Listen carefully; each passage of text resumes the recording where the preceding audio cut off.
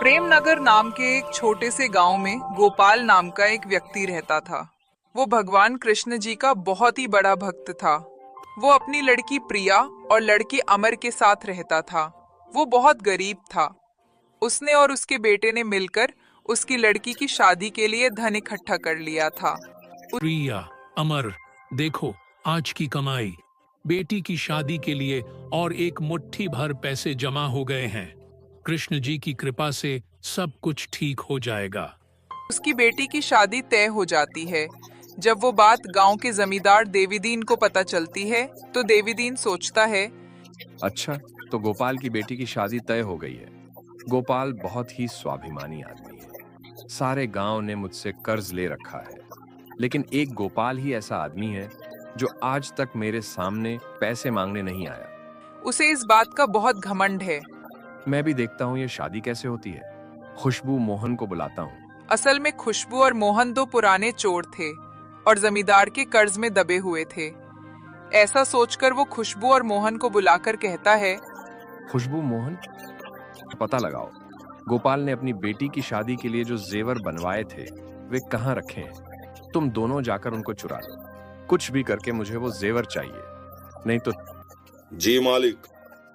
सुनो, तुम दोनों बिना काम किए वापस मत लौटना। मैं गोपाल को अपने पैरों में गिड़गिड़ा।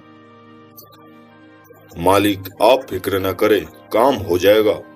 फिर खुशबू और मोहन दोनों रात को गोपाल के घर में डकैती के लिए चले जाते हैं और मौका मिलते ही सारे जेवर और धन चुरा लेते हैं और देवीदीन के यहाँ पहुँचते हैं और बोलते हैं, मालिक यह लीजिए, आपका काम हमने कर दिया है। यही है वो सारा धन।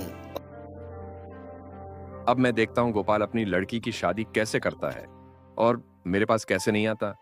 अपने आप को बहुत बड़ा स्वाभिमानी समझता है ना। अब उसे मेरे पास आना ही पड़ेगा।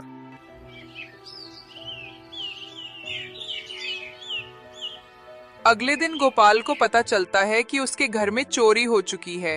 वो जोर जोर से चिल्ला चिल्लाकर गांव वालों के सामने बोलता है, हे मुरारी, मैंने तो तेरी इतनी भक्ति की और तूने मेरे साथ यह क्या किया। कल मेरी बेटी की शादी है, अब मैं लड़के वालों को क्या मुंह दिखाऊंगा। उसका बेटा अमर कहता है, पिताजी, अब जो होना था वह तो हो गया। अब आगे क्या करना है यह सोचना पड़ेगा। हम शादी तो तोड़ नहीं सकते। सारी तैयारियां हो चुकी हैं। अगर यह शादी टूटी तो हमारी प्रिया की बहुत बदनामी होगी। मुझे लगता है आपको जमींदार देवीदीन से थोड़ा पैसा मांग लेना चाहिए जिससे हम प्रिया की शादी कर सके। हम कुछ ना कुछ करके सारा कर्ज चुका देंगे। सिर्फ शादी के बारे में सोचना होगा। गोपाल कहता है, हाँ बेटा, शायद तुम ठीक बोल रहे हो। मैं अभी जमींदार साहब के पास जाकर कुछ पैसे कर्ज ले आता हूँ। ये कहकर गोपाल देवीदीन के पास जाने के लिए घर से निकल जाता है। देवीदीन गोपाल को अपने घर पर आता देखकर कहता है, आओ गोपाल, आओ। कैसे आना हुआ? सुना है तुम्हारी लड़की की शादी तय हुई है।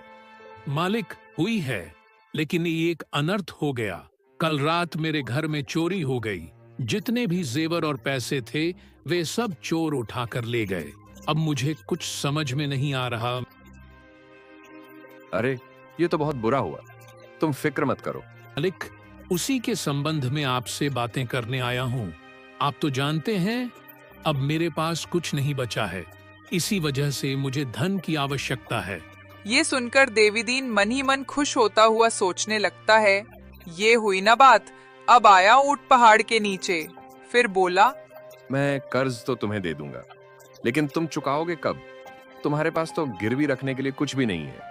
मालिक, मैं और मेरा बेटा अमर दोनों बहुत मेहनत करेंगे, बहुत काम करेंगे और आपकी पाई पाई चुका देंगे। ठीक है, मैं तुम्हें पैसे दे देता हूँ। ऐसा कहकर देवीदीन गोपाल को पैसे दे देता है और गोपाल पैसे लेकर चला जाता है। फिर वो अपनी लड़की की शादी बड़े धूमधाम से करवाता है। फिर एक दिन अमर अपने पिता से कहता है, पिताजी, शादी तो बहुत अच्छे से निपट गई। अब हमें जमींदार का कर्ज भी तो चुकाना है। इतना कहकर अमर काम ढूंढने के लिए गांव में निकल जाता है। वो पूरे गांव में काम ढूंढता है, बहुत सारी जगह जाकर पूछता है, लेकिन उसे कहीं भी कोई काम करने को नहीं मिलता है। वो निराश होकर घर वापस आता है और अपने पिता से कहता है, पिताजी, मैंने गांव में बहुत काम ढूंढा, लेकिन मुझे कहीं कोई काम नहीं मिल रहा। मैं जमींदार के यहाँ भी गया था, लेकिन उन्होंने भी मुझे मना कर दिया। मुझे लगता है कि गांव में शायद ही कोई मुझे काम मिलेगा। मैं सुरेखापुरी शहर जाकर काम ढूंढता हूँ, शायद वहाँ कुछ काम मिल जाए। गोपाल बोला, तुम सही कह रहे हो बेटा। तुम तो जानते हो मैंने आज तक कभी किसी से उधार पैसे नहीं मांगे, और पहली बार हमारे मुश्किल समय में देवी दीन ने मुझ पर भरोसा करके पैसे दे दिए। देवी दीन बहुत अच्छा आदमी है, हमें उसके पैसे वक्त पर लौटाने होंगे। अमर ने कहा, पिताजी, आप चिंता मत कीजिए, मैं शहर जाकर कुछ ना कुछ काम जरूर ढूंढ लूंगा और जल्द से जल्द जमींदार का कर्ज लौटा दूंगा। आप निश्चिंत रहिए।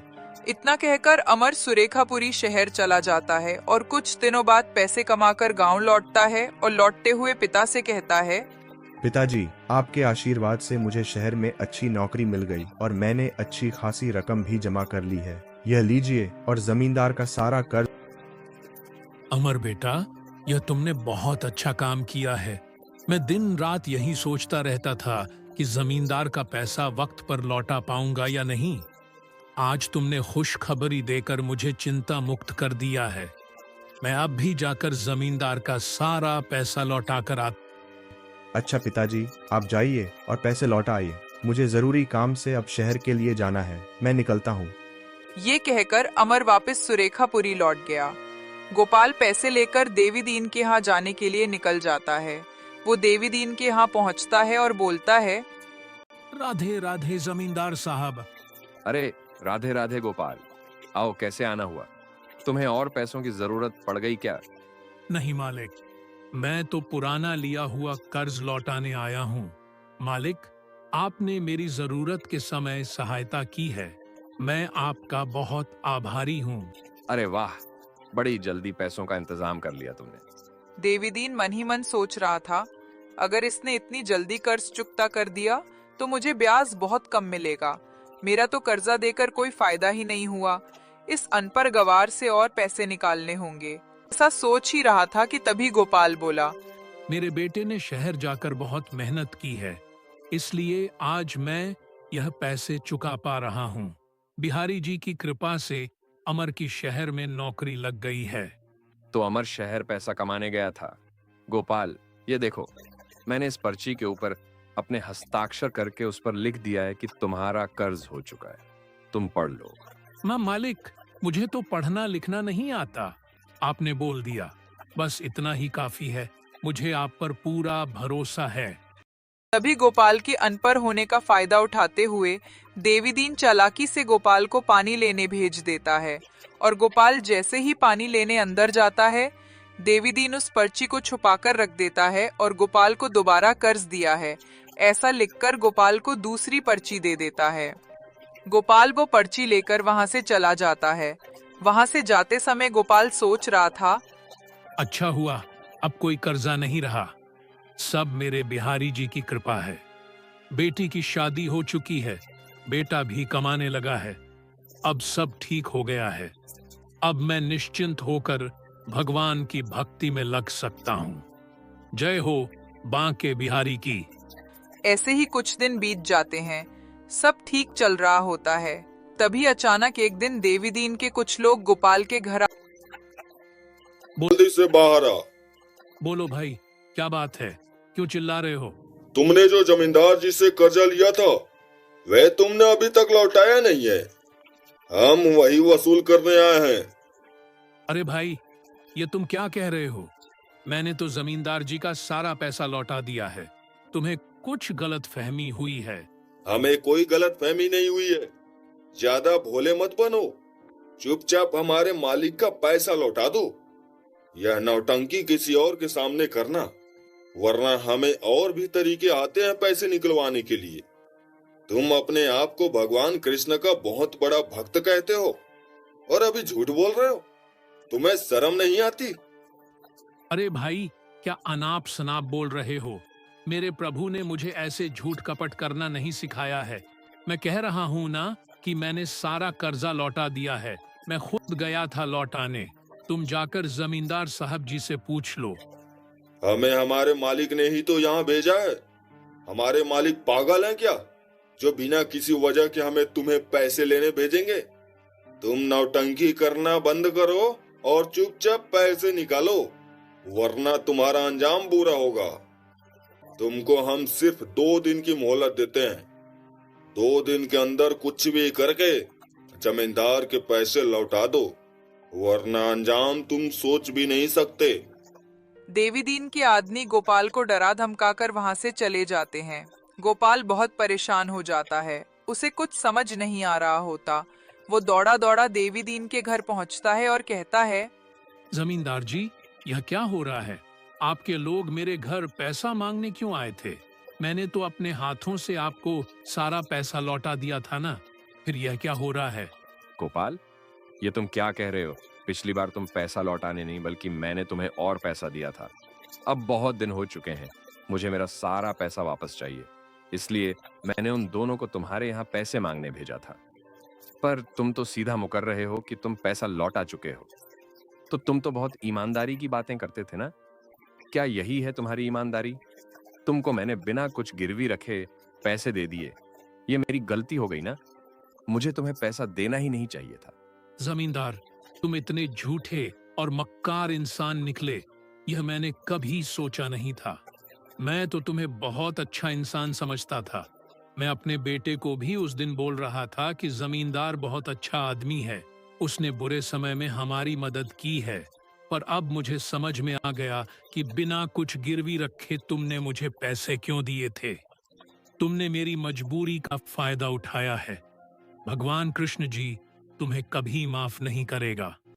याद रखना, उसके घर में देर है, अंधेर नहीं। वह इंसाफ जरूर करेगा। तुम्हारे कर्मों का फल तुम्हें जरूर मिलेगा। ये सुनकर देवीदीन कड़क आवाज में बोला, यह भाषण किसी और के सामने देना। मुझे मेरे पैसे चाहिए। तुम्हें सिर्फ मैं 2 दिन की मोहलत देता हूं।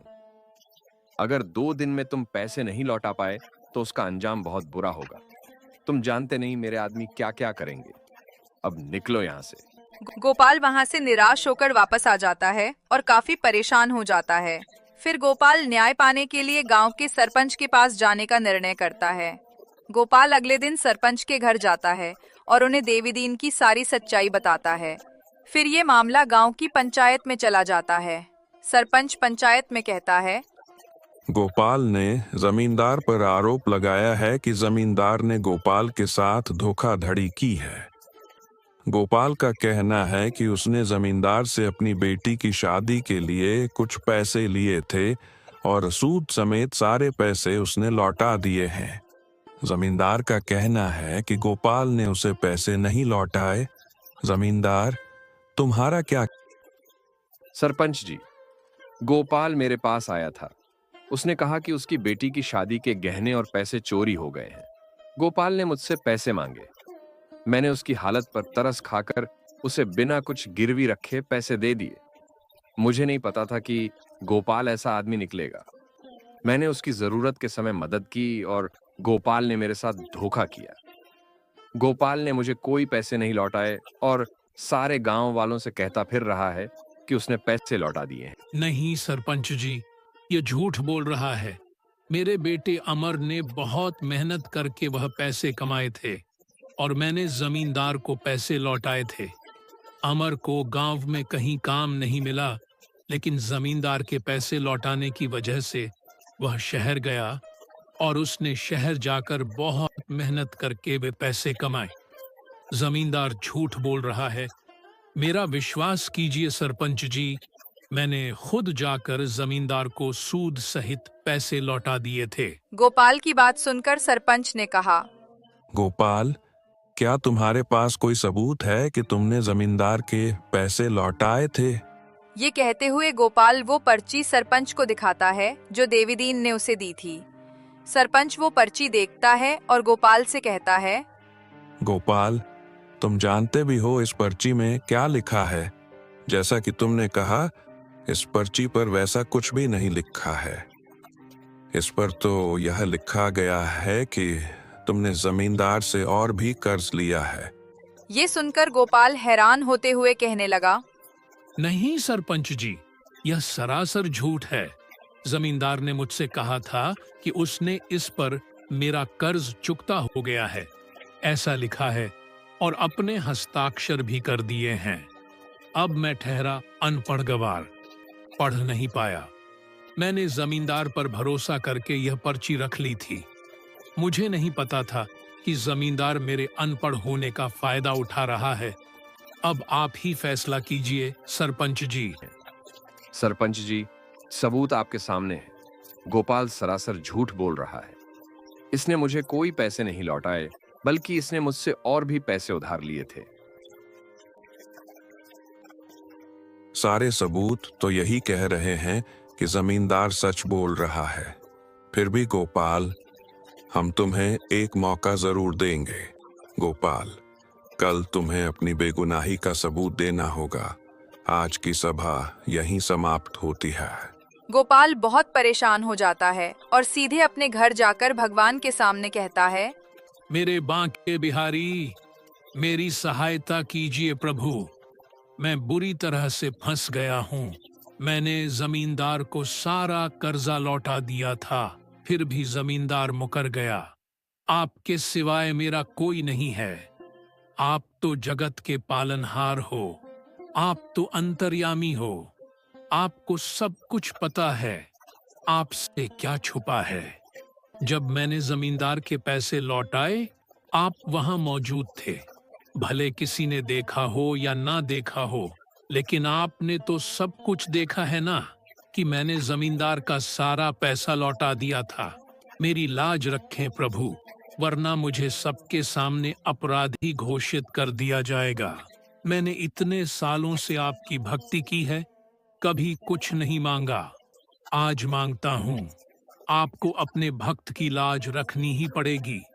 उस जमींदार ने ऐसा षड्यंत्र रचा कि उस षड्यंत्र को पार करना मेरे बस की बात नहीं है। मेरे पास आपके अलावा कोई सबूत नहीं है। आप ही मेरे गवाह हो और आप ही मेरे सबूत हो। अभी गोपाल ये सब सोच ही रहा था कि तभी उसके दरवाजे पर दस्तक हुई। गोपाल ने दरवाजा खोला तो उसके सामने एक नौजवान खड़ा था। भाई, कौन हो तुम और तुम्हें किससे मिलना है?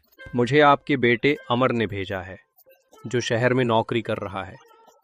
बात यह है कि मैं पास के ही गांव शांतिनगर में रहता हूं। मैं और अमर दोनों एक साथ शहर में नौकरी करते हैं। अमर के पास कुछ पैसे इकट्ठे हो गए थे। वो पैसे उसने मेरे पास आपके लिए भिजवाए हैं। क्योंकि मैं आपके गांव प्रेम नगर आ रहा था, तो उसने मुझे पैसे थमा दिए आपको देने के लिए। आओ बेटा श्याम, आओ, तुम भी मेरे बेटे जैसे ही हो। घर के अंदर बुलाकर गोपाल ने श्याम की खूब आवभगत की, उसे खाना खिलाया। श्याम ने अपने साथ लाए हुए पैसे गोपाल को थमा दिए और कहने लगा, अब आप मुझे आज्ञा दीजिए, मुझे अपने गांव निकलना होगा। बेटा, अब तो दिन ढल चुका है और तुम आज की रात यहीं पर रुक जाओ। सुबह चले जाना श्याम। श्याम इस बात को राजी हो गया। इसके बाद वो दोनों बैठकर बातें करने लगे। बातों ही बातों में गोपाल ने श्याम को अपनी सारी आपबीती बता दी कि किस तरह से देवीदीन ने उसके साथ धोखा किया और जो कर्ज वो वापस कर चुका है, उस कर्ज के लिए देवीदीन उसे बदनाम कर रहा है। गोपाल की सारी व्यथा सुनकर श्याम कहने लगा, चाचा, आप बिल्कुल चिंता मत कीजिए। मुझे पूरा यकीन है कि कल सुबह तक कोई ना कोई रास्ता जरूर निकल आएगा। ईश्वर ने चाहा तो भरी पंचायत में आप बेगुनाह साबित होंगे और उस जालिम जमींदार का भांडा फूट जाएगा। कल मैं भी आपके साथ पंचायत में चलूंगा। ठीक है बेटा, तो तुम भी मेरे साथ पंचायत में चलना। मुझे ऐसा लगेगा कि जैसे मेरा अपना बेटा मेरे साथ है। आधी रात तक बातें करने के बाद वो दोनों सो गए।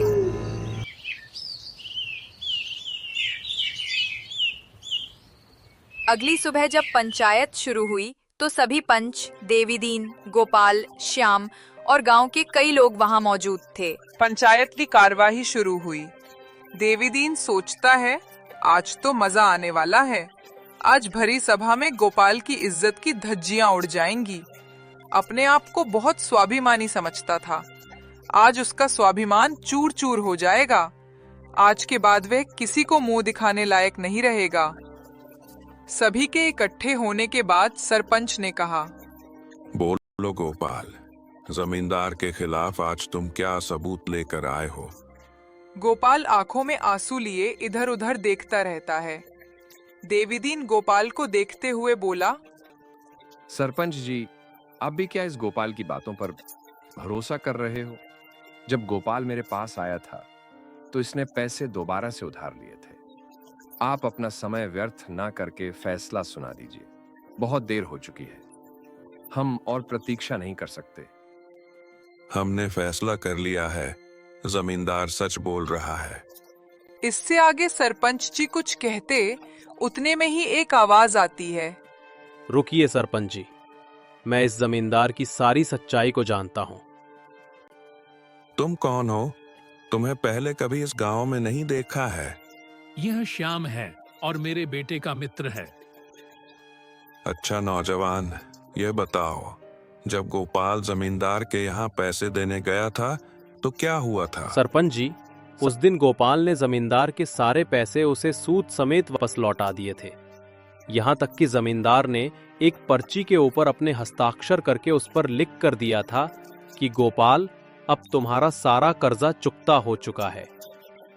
लेकिन गोपाल के अनपढ़ होने का फायदा उठाते हुए जमींदार ने वो पर्ची छुपा दी थी और दूसरी पर्ची पर लिखकर दे दिया कि गोपाल ने उससे और भी कर्ज लिया है।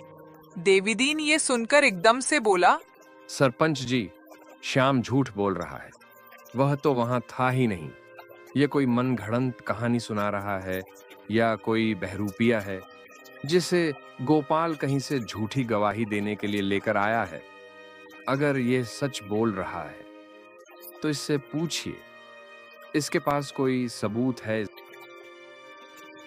भाई श्याम, बोलो, हम सिर्फ तुम्हारी गवाही के भरोसे कोई फैसला नहीं सुना सकते। तुम्हें अपनी सच्चाई का कोई सबूत देना पड़ेगा। क्या तुम्हारे पास ऐसा कोई सबूत है अगर आपको भरोसा नहीं है तो किसी को जमींदार के घर भेजिए और वहां रखी हुई खाते की पुस्तक के अंदर एक फटा हुआ पर्चा मिलेगा जिस पर जमींदार ने खुद लिखा था कि रामू का सारा कर्जा चुकता हो गया है और उस पर जमींदार ने खुद के हस्ताक्षर भी किए हैं। और इतना ही नहीं, रामू के घर जो चोरी हुई थी वह भी जमींदार ने ही करवाई थी। वह सारा चुराया हुआ धन और जेवर भी जमींदार के घर पर उसकी तिजोरी के अंदर ही रखे हुए हैं। यह सुनकर तो देवीदीन को धक्का सा लग जाता है। चलिए, सरपंच अपने आदमी देवीदीन के घर भेजते हैं। चोरी वाली बात सुनकर गोपाल के पैरों से जमीन खिसक जाती है। जमींदार कुछ ऐसा भी करवा सकता है, ऐसा तो मैंने कभी सोचा भी नहीं था। सारे गांव वाले आश्चर्य से और गुस्से से देवीदीन की ओर देख रहे थे। थोड़ी देर बाद सरपंच द्वारा भेजा गया आदमी जेवर और पर्चा लेकर वापस लौटता है और सरपंच जी को दे देता है। वो देखकर सरपंच की आंखें फटी की फटी रह जाती हैं। यह क्या है जमींदार? तुम इतनी नीच और गिरी हुई हरकत कर सकते हो, यह हमने कभी सोचा भी नहीं था। इतने धनवान होने के बावजूद इतनी गिरी हुई हरकत करते हुए तुमको शर्म नहीं आई? गोपाल जैसे भोले आदमी पर तुमने धोखाधड़ी का इल्जाम लगा दिया और सारे गांव वालों को और पंचायत को गुमराह कर दिया। तुम्हें शर्म आनी चाहिए। सरपंच श्याम की तरफ मुड़े। श्याम, मैं तुम्हारा सारे गांव वालों और पंचायत की तरफ से आभारी हूं। अगर तुम ना होते तो मैं गलत फैसला सुना देता। तुम्हारी वजह से ही आज सच्चाई की जीत हुई है और मैं सारे गांव वालों के सामने ये फैसला सुनाता हूं कि जमींदार को मुआवजे के तौर पर गोपाल की चोरी की हुई रकम की दुगनी रकम देनी पड़ेगी, क्योंकि अगर गोपाल के घर चोरी नहीं होती तो उसे कर्ज उठाने की जरूरत ना पड़ती और उसे इन परेशानियों का सामना भी नहीं करना पड़ता।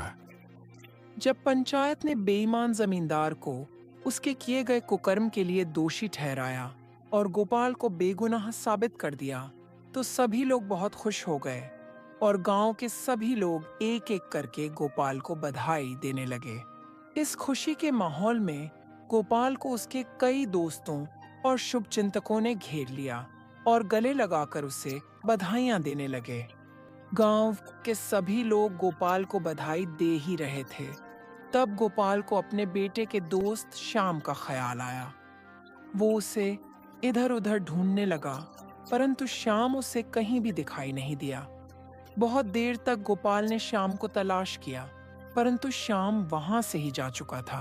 बिल्कुल सही वक्त पर आकर मेरी सहायता की, परंतु शायद उसे अपने गांव जाने की जल्दी थी, इसलिए वह मुझसे मिले बिना ही यहाँ से निकल गया होगा। पर गोपाल ने मन में निश्चय कर लिया था कि जब भी उसका बेटा अमर शहर से वापस आएगा तो वह उसके साथ श्याम के घर शांतिनगर अवश्य जाएगा, ताकि वह उसका धन्यवाद कर सके। अब पूरे गांव में गोपाल की बेगुनाही साबित हो चुकी थी, जबकि देवीदीन पूरे गांव में बदनाम हो चुका था। गोपाल इस बात से निश्चिंत था कि उसके सिर पर अब कोई भी कलंक नहीं रहा। इस तरह एक हफ्ता बीत गया। एक हफ्ते के बाद गोपाल का बेटा अमर घर आया।